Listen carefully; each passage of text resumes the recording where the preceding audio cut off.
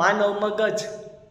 માનવ મગજ એટલે આપણી નિયંત્રણની પ્રક્રિયાઓ જે શરીરમાં થઈ છે એનો કંટ્રોલ જે છે એ બધો તમને ખ્યાલ છે માનવ મગજ દ્વારા થાય છે.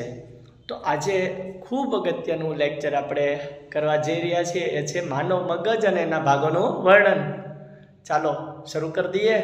તો માનવ મગજ એટલે શું, એના ભાગો કેટલા છે, એના નામ આપણે જોશું, એનું વર્ણન પણ આપણે જોઈ લઈશું.